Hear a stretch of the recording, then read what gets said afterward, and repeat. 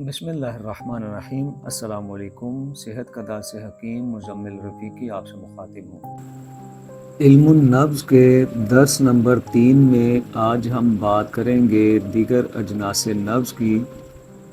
पहले दो दुरूस में मिक़दार नब्ज़ जो पहली जिन्स थी अजनास नब्ज़ में से उसका ज़िक्र हो चुका था।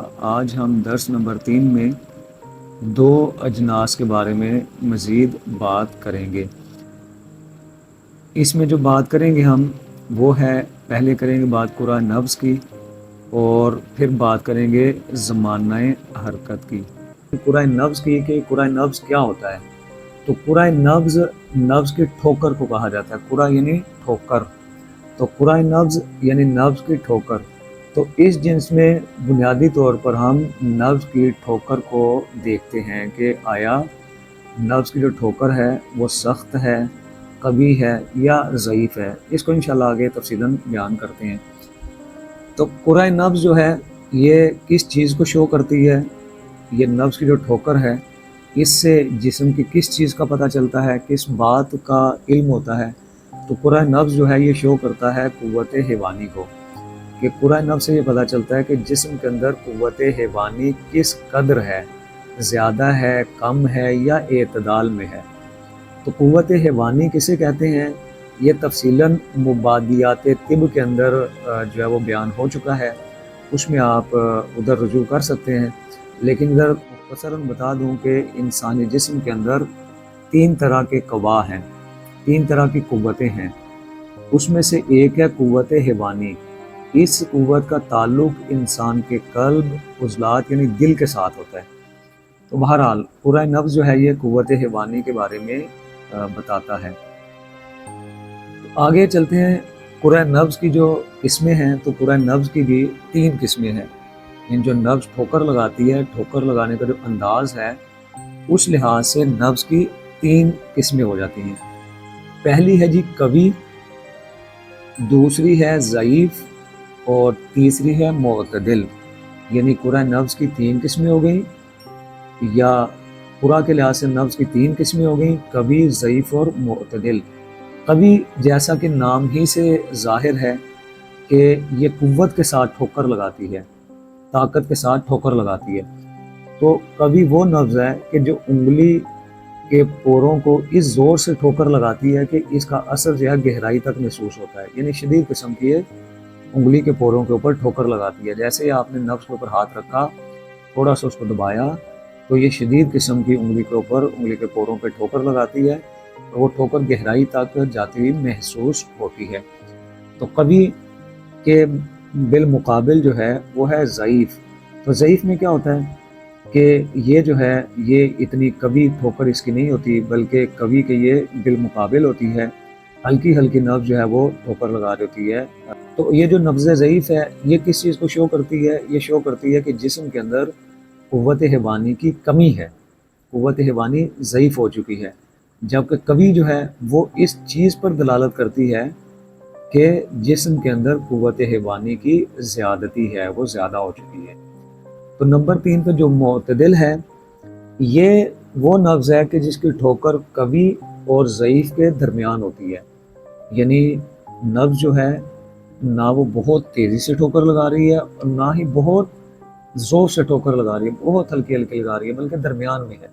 तो ये जो मुअतदिल होती है ये इस चीज़ पर दलालत करती है, इस चीज़ की अलामत है कि जिस्म के अंदर क़ुव्वत हैवानी एतदाल में है, ना ज़्यादा है ना कम है। उम्मीद करता हूँ यहाँ तक आप समझ गए होंगे। अभी हम चलते हैं कुराए नब्ज़ को जांचने का जो मेयार है वो क्या है। तो चारों उंगलियां नब्ज़ पर रखें। मरीज़ की नब्ज़ के ऊपर जब उंगलियां रखें, उंगलियां रख के फिर उसको आहिस्ता आहिस्ता हल्का हल्का दबाएं उसे। तो कभी जब आप दबाएंगे तो 3 तरह की आपको जो है ना एहसास होगा। पहला जो है कभी, इसमें क्या एहसास होगा जब कभी होगी, तो आप देखेंगे कि अगर उंगलियां नब्ज़ को आसानी से नहीं दबा पा रही, आपने रखी ऊपर और नब्ज़ जो है आसानी से नहीं दब रही, बल्कि नब्ज़ जो है वो उंगलियों को ज़ोरदार ठोकर से ऊपर की तरफ धकेल रही है। तो जब ये सूरत होगी तो क्या होगा, हम कहेंगे कि जो कुरा नब्ज़ है वो कवी है। नंबर 2 पे है ज़ईफ़। तो जैसे ही उंगलियां नब्ज़ के ऊपर रखी اور تھوڑا سا نبض کو دبایا تو آسانی کے ساتھ نبض دب گئی، تو یہ اس چیز پر دلالت کرے گی، بتائے گی کہ یہ نبض جو ہے یہ ضعیف ہے قرآ کے لحاظ سے۔ اور معتدل جو ہے، اگر انگلیاں رکھیں نبض کے اوپر اور جو نبض کا قرآ ہے، نبض کی ٹھوکر ہے، کبھی اور ضعیف کے درمیانی صورت ہے، نہ تو بہت جو ہے وہ زوردار ٹھوکر لگا رہی ہے، نہ بالکل ہلکی ہلکی لگا رہی ہے، بلکہ درمیان میں، تو یہ ہوگا کہ نبض جو ہے قرآ کے لحاظ سے معتدل ہے، اعتدال میں ہے۔ ابھی اجناس نبض میں سے جو تیسری ہے جنس، وہ ہے زمانہ حرکت۔ تو اس نام سے ہی پتہ چل رہا ہے کہ حرکت کا زمانہ، نبض جو حرکت کر رہی ہے اس کی حرکت کا زمانہ اس کے اندر بیان ہوگا۔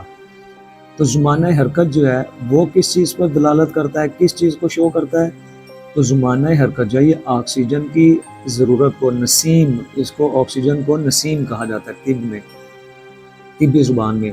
تو زمانہ حرکت جو ہے یہ جسم کو جو آکسیجن کی ضرورت ہے، نسیم کی ضرورت ہے، اس پر دلالت کرتا ہے کہ آیا جسم کو آکسیجن کی، نسیم کی ضرورت ہے، ضرورت نہیں ہے، جسم کے اندر کاربن ڈائی آکسائڈ یعنی کاربن زیادہ ہو گئی ہے یا کیا ہے، تو یہ اس کو جو ہے وہ شو کرے گا۔ تو زمانہ حرکت کی بھی آگے 3 صورتیں ہو جائیں گی۔ پہلے ہے سری۔ سری کا مطلب کیا ہوتا ہے؟ تیز۔ عربی کا لفظ ہے سری، اس کا مطلب کیا ہوگا؟ تیز۔ تو یہ کیا نبض ہوتی ہے؟ وہ نبض ہے جس کی حرکت تھوڑی مدت میں ختم ہو جائے، یعنی یہ بہت تیزی کے ساتھ جو ہے حرکت کرتی ہے نبض، اس کی جو حرکت ہے یہ تیز ہوتی ہے۔ تیز ہونے کی وجہ سے کیا ہوتا ہے کہ تھوڑی دیر میں، تھوڑی مدت میں اس کی حرکت ختم ہو جاتی ہے۔ نمبر 2 پہ ہے بتی۔ بتی کہتے ہیں سست کو، بتی یعنی سست۔ تو یہ وہ نبض ہے جو سری کے مخالف ہو، یعنی سری جو ہے وہ بڑی تیزی سے چلتی ہے، اس کا جو حرکت ہے بہت تیز ہوتی ہے، اپنی حرکت تھوڑے مدت میں ختم کر لیتی ہے، جبکہ بطیء کا یہ سست ہوتی ہے، آہستہ آہستہ چلتی ہے اور اپنی حرکت جو ہے دیر میں ختم کرتی ہے۔ نمبر 3 میں معتدل ہے، تو یہ وہ نبض ہے کہ جو سری اور بطیء کے درمیان پائی جائے، یعنی نہ تو بہت تیز ہو نہ ہی بہت سست ہو، بلکہ یہ درمیان میں ہو۔ تو جو سری ہے یہ کیا کہ تیز ہوتی ہے، جو بطیء ہے یہ سست ہوتی ہے، جو معتدل ہے یہ ان دونوں کے درمیان ہوتی ہے۔ تو جیسا کہ پہلے بتایا جا چکا ہے کہ سری جو ہے یہ ظاہر کرتی ہے کہ جسم کے اندر آکسیجن کی کمی ہو چکی ہے اور کاربن ڈائی آکسائڈ بڑھ چکی ہے، لہٰذا جسم کو آکسیجن کی ضرورت ہے۔ اور بطیء اس چیز کو شو کرتی ہے کہ جسم کے اندر آکسیجن کی پہلے ہی زیادتی ہو چکی ہے۔ اور جو معتدل ہے یہ بتاتی ہے کہ مزید جسم کو آکسیجن کی ضرورت نہیں ہے، بلکہ آکسیجن نسیم اعتدال پہ ہے۔ ابھی ہم آتے ہیں زمانہ حرکت کے جانچنے کا جو معیار ہے وہ کیا ہے؟ تو انگلیاں نبض کے اوپر رکھنے کے بعد محسوس کریں کہ نبض کی حرکت جو ہے کتنے وقفے کے بعد پیدا ہوتی ہے۔ اگر تو تیزی کے ساتھ ہے تو ہم کہیں گے کہ یہ سری ہے، اگر آہستہ ہے تو کہیں گے بطیء ہے، اور اگر اعتدال میں ہے تو کہیں گے یہ معتدل ہے، یعنی وہ تیزی کے ساتھ اپنی حرکت پوری کر رہی ہے یا سستی کے ساتھ۔ اگر تیزی کے ساتھ کر رہی ہے تو وہ سری، اگر سستی کے ساتھ تو بطیء، اگر درمیان میں ہے تو پھر معتدل۔